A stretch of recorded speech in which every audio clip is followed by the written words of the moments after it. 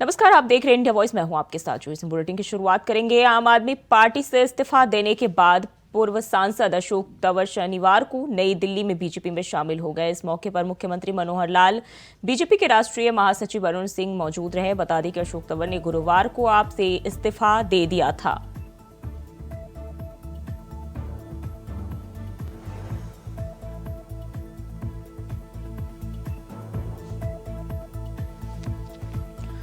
तो आप छोड़ चुके अशोक तंवर अब बीजेपी में शामिल हुए हैं मनोहर लाल की मौजूदगी में। सीएम मनोहर लाल की मौजूदगी में जो है उन्होंने बीजेपी में वो शामिल हुए हैं और आप से उन्होंने हाल ही में इस्तीफा दिया, जिसके बाद गुरुवार को उन्होंने आप पार्टी से इस्तीफा देकर अब बीजेपी के हो गए हैं अशोक तंवर।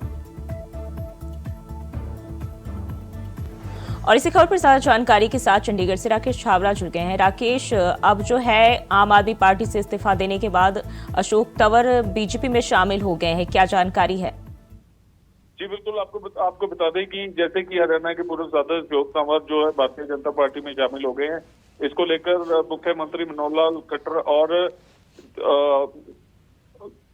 जो है सैनी है उनकी अगुवाई में इन्होंने जो है दिल्ली में इनको सरोपा डाल के इनको ज्वाइन किया गया। और आपको बता दें कि 2019 में ये आम आदमी पार्टी में इन्होंने ज्वाइन किया था। 4 साल करीब इन्होंने पार्टी की सेवा करी है और उसके बाद ये उससे पहले ये तृणमूल कांग्रेस में थे।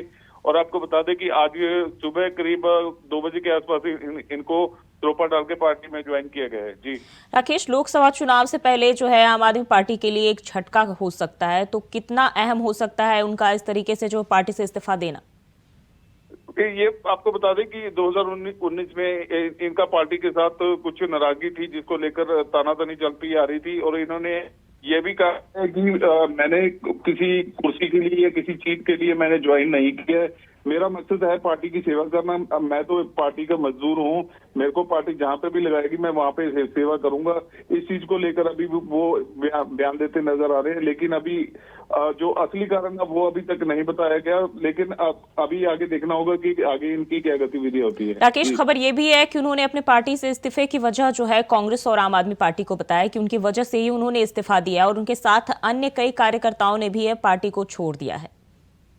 जी बिल्कुल, आपको बता दें कि जैसे कि आपको बताया कि कांग्रेस में जैसे 4 अप्रैल 2022 को अरविंद केजरीवाल की अगुवाई में इन्होंने शामिल हुए थे। तो आम आदमी पार्टी के बीच जो इनको कैंपेन चेयरमैन भी बनाया गया था, मगर लगभग 2.5 साल होने के बावजूद भी इनके जो काम के ऊपर कोई ध्यान नहीं दिया जा रहा था। पार्टी भी कोई सुनवाई नहीं कर रही थी।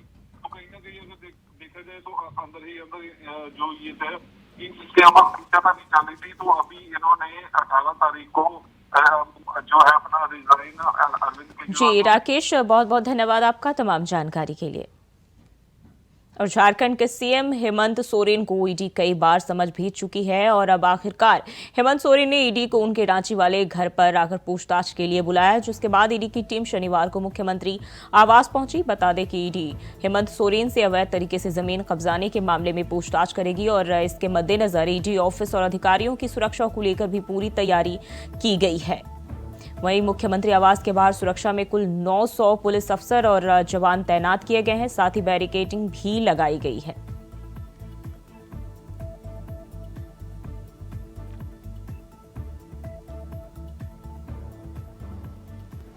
और इसी खबर पर ज्यादा जानकारी के साथ अजय कुमार पांडे रांची से हमारे साथ जुड़ गए हैं। अजय, क्या अपडेट है? ईडी जो है मुख्यमंत्री के यहाँ पहुंच चुकी है। देखिए, ईडी कई सवालों को लेकर के हेमंत सोरेन के पास पहुंच चुकी है और एक बंद कमरे में ईडी से मुख्यमंत्री हेमंत सोरेन से पूछताछ कर रही है। तो लगातार ये बाहर जो है पूरी गहमागहमी की स्थिति है। लोग आक्रोश हैं, लगातार केंद्र सरकार के खिलाफ नारेबाजी कर रहे हैं, जेएमएम के कार्यकर्ता डटे हुए हैं। वहीं सत्ता पक्ष के कई विधायक मंत्री भी मुख्यमंत्री आवास पहुंच चुके हैं, वो भी वहां मौजूद हैं। वो भी हर स्थिति को वो पहलू को देख रहे हैं कि ईडी आगे की क्या कार्रवाई करती है, आगे क्या होगा। लोगों को ये अंदेशा लग रहा है कि ईडी की पूछताछ के बाद हेमंत सोरेन की गिरफ्तारी हो सकती है।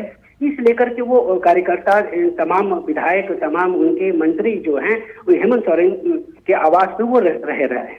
जी अजय, कितने जो अधिकारी है अभी उनसे पूछताछ कर रहे हैं, क्योंकि भारी तादाद में जो है सैनिकों को और सुरक्षा को लेकर, सुरक्षा के मद्देनजर जो है सैनिकों को तैनात किया गया है सीएम के आवास के बाहर।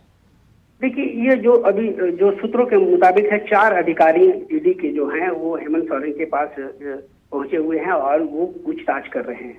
अब कई सवालें हैं, लगभग ये जो सूत्र बता रहे हैं कि लगभग 8 ऐसे फाइलें हैं जो ईडी लेके गई है हेमंत सोरेन के आवास के पास। हेमंत सोरेन से वो पूछेगी और कई सवाल हैं, लगभग जमीन से दस्तावेज के संबंध में कई ऐसे सवाल हैं, खनन को लेकर के कई ऐसे सवाल हैं। तो तमाम चीजों को सरकार मतलब ईडी ने पूरी होमवर्क करके ईडी से कट टू बात करने के लिए हेमंत सोरेन से आज सवालों का सामना हेमंत सोरेन को करना पड़ेगा और तमाम गतिविधियों को बाहर भी राज्य के प्रशासनिक अधिकारी स्वयं इस पर लगे हुए मॉनिटरिंग कर रहे हैं। डीजीपी अभी तत्काल डीजीपी आकर के वहाँ लाइन ऑर्डर के हर समय वो व्यवस्था को देख रहे हैं। जी अजय, जैसा कि आपने बताया कि कुछ दस्तावेज भी जो है ईडी की टीम उनके यहाँ से लेकर गई है, तो क्या उससे जुड़ी कुछ जानकारी सामने निकल के आई है? देखिए, ये जो भी कुछ भी हो रहा है, सवाल हो रहे हैं, वो बंद कमरे में है, कड़ी सुरक्षा के बीच में है, उनके कई मंत्री तथा विधायक भी बाहर ही खड़े हैं। तो ऐसे में कुछ भी अभी बहुत कुछ साफ सुथरे तरीके से नहीं कहा जा सकता कि किन सवालों पर वो कर रही है सवाल। ये अब लंबी, चूंकि सवालों की लंबी फहरिस्त है तो इसमें कई घंटे लग सकते हैं। क्योंकि आपने पिछली बार भी देखा होगा कि जब पहली बार मुख्यमंत्री हेमंत सोरेन को ईडी का समन मिला था और हेमंत सोरेन स्वयं ईडी दफ्तर पहुंच करके उन्होंने सवालों का सामना किया था, तो वहां भी लगभग 9 घंटे से अधिक उनको समय लगा था। तो यहाँ भी ऐसी बताई जा रही है कि कई सवाल हैं, उनको ईडी सवाल करेगी और उनको सामना करने के लिए कई वक्त लग सकते हैं। जी अजय, अभी हम अगर उनके समर्थकों की बात कर ले तो भारी तादाद में जो है, अब जैसा कि आपने बताया कि वहाँ लोग पहुंचे हुए हैं, तो स्थिति जो है कंट्रोल में है अभी? देखिए, कार्यकर्ता को ये अंदेशा लग रहा है कि ईडी जो है वो पूछताछ करने के बाद गिरफ्तार कर देगी। वो इस अंदेशे से, वो भय से वो बाहर खड़े हैं। तो वो चूंकि कई बार ऐसी हुई है कि लगातार चूंकि खनन को लेकर के और मनी लॉन्ड्रिंग को लेकर के लगातार ईडी यहाँ छापेमारी करी है। आपको हम बता दें कि लगभग 16 ऐसे अभी ईडी ने कई लोगों को छापेमारी करके लगभग कम से कम 70 से अधिक लोग हैं, जिसमें हाल में आपने देखा होगा कि 34 लोगों को ईडी समन ने भेजा है रिसेंटली 16 तारीख के बीच में। तो ये अब तक जितने भी उनके ईडी के रडार में जितने भी अधिकारी आए हैं, चाहे वो पूजा सिंघल कुरबार हो, राहुल इसके पूर्व राज्य के डीसी हों, तमाम अधिकारी हों, तो वो वीरेंद्र राम की बात हम कर लें, तो तमाम जितने भी ईडी के सवाल के घेरे में आए हैं वो सभी के केस में है, उस पर मुकदमा दर्ज है और वो जेल में है। तो इस डर से वो कार्यकर्ता तथा उनके तमाम विधायक को भी ये डर लग रहा है कि पूछताछ के बाद उनकी गिरफ्तारी हो सकती है। अच्छा, क्या लगता है, क्या इस जांच और पूछताछ के बाद सीएम सोरेन पर गिरफ्तारी की तलवार जो है वो लटक सकती है? देखिए, ये बिल्कुल तलवार बिल्कुल लटक रही है। ये बिल्कुल ये लग चुकी है। ये कुछ न कुछ ईडी को साक्ष्य मिले हैं, उनके सबूत हैं, इस लेकर के लगातार ईडी ने समन भेजा है। ये 8वां समन है और जब 7वां समन भेजने के बाद भी हेमंत सोरेन वो ईडी कार्यालय नहीं पूछे, तो ईडी ने साफ तरीके से पूछा कि क्या आप इन ईडी के सवालों को जवाब आप देना चाहते हैं या नहीं देना चाहते हैं, या आप ये तय कर लें, या आप ये तय कर बता दें कि हम ये इन सवालों का जवाब आप कहाँ देंगे। तो आज मुख्यमंत्री के निर्धारित समय का अनुसार ही आज ईडी उनके आवास पहुंची है और पूछताछ कर रही है।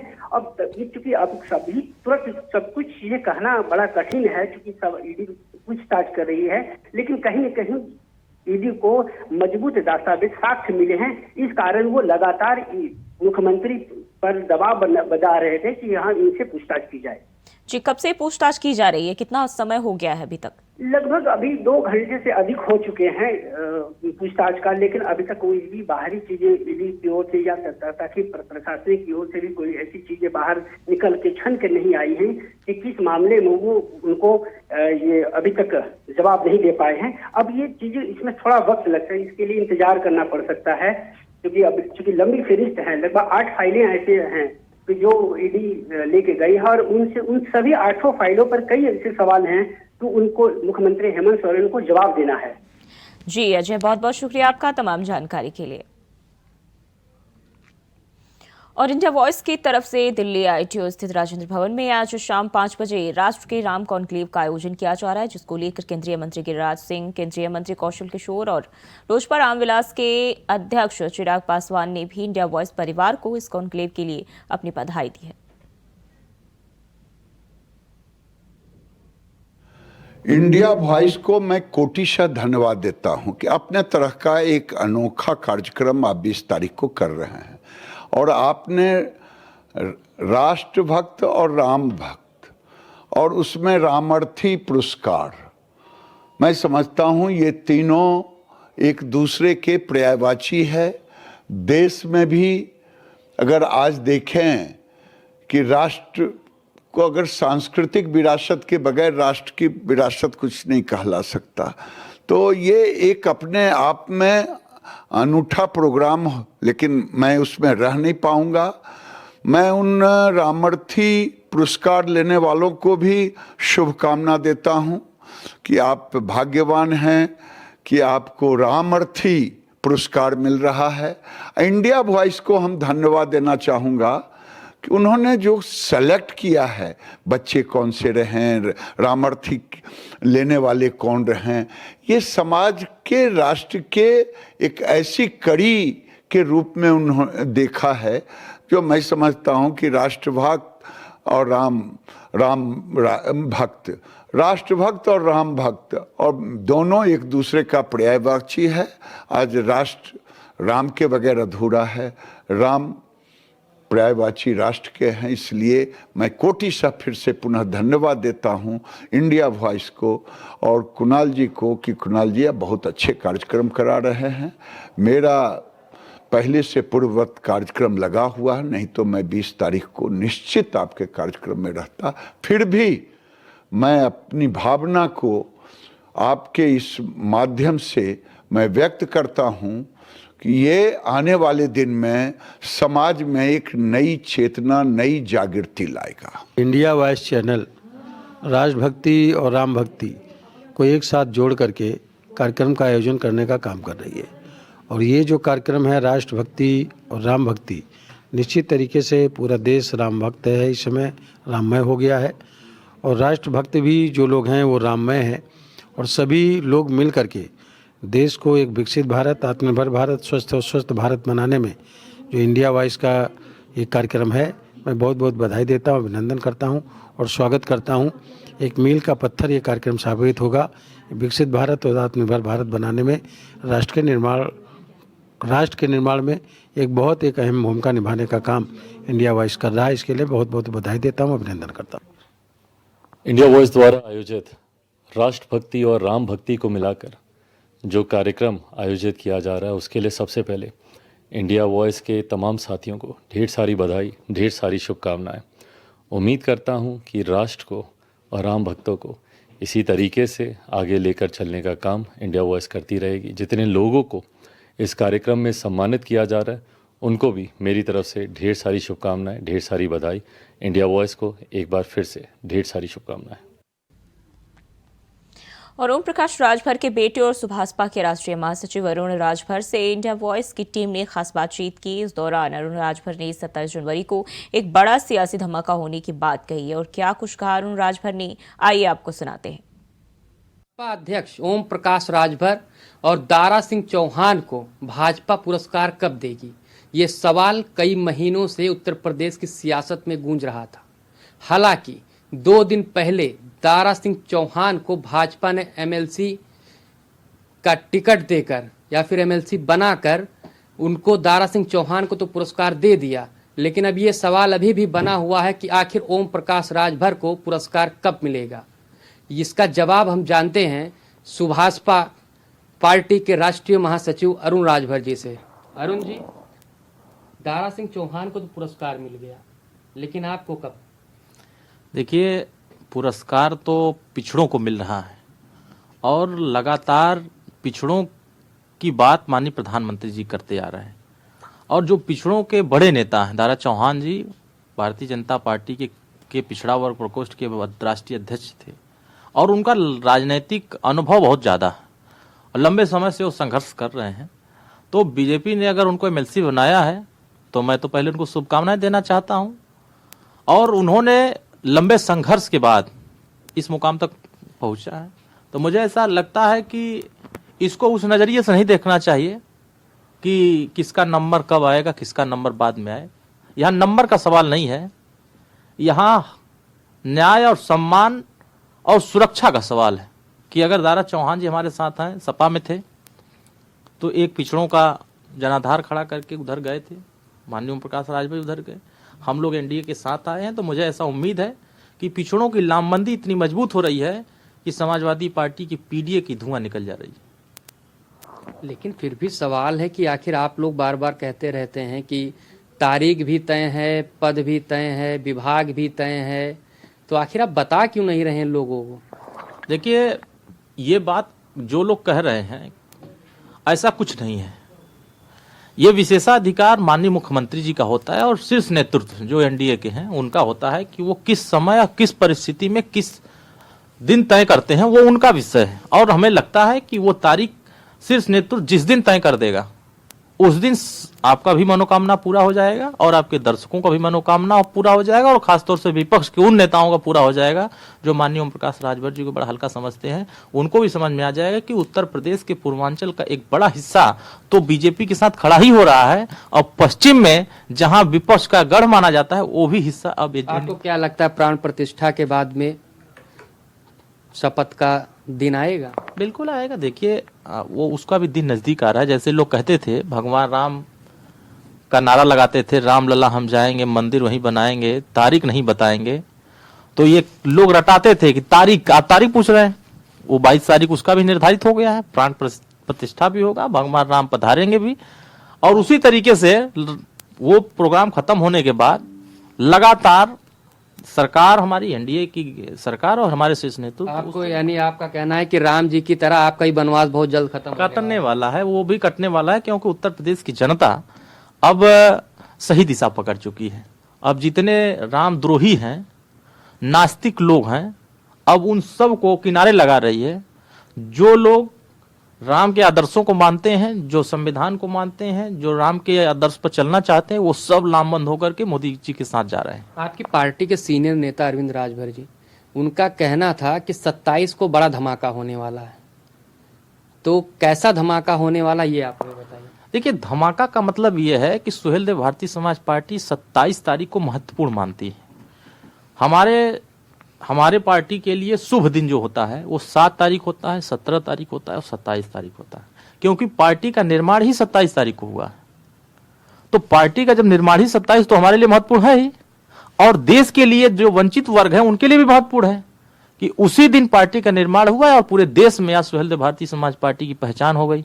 तो कहीं न कहीं वो उस दृष्टिकोण में कहा है कि हमारे लिए 27 महत्वपूर्ण है, लेकिन हमारे सरकार में शामिल होने का तारीख वो नहीं तय, वो तारीख। लेकिन कोई तो बड़ा धमाका इसी से जुड़ा होगा, तभी तो 27 तारीख की बात हो रही है। आपका तो कोई कार्यक्रम तय नहीं है? नहीं, बिल्कुल पार्टी का तैयार कार्यक्रम बिहार से लेके उत्तर प्रदेश तक 27 तारीख। आप देखिए, अलीगढ़, मथुरा, मेरठ और हाथरस, इन जनपदों में किसी भी जिले में बड़ा कार्यक्रम होगा। और मुझे लगता है कि हो सकता है 27 तारीख को देश के सबसे बड़े ताकतवर नेता आदरणीय गृह मंत्री जी का कार्यक्रम मिल जाए। बिहार में एक बड़ी जनसभा रैली हम करें, ऐतिहासिक रैली करें।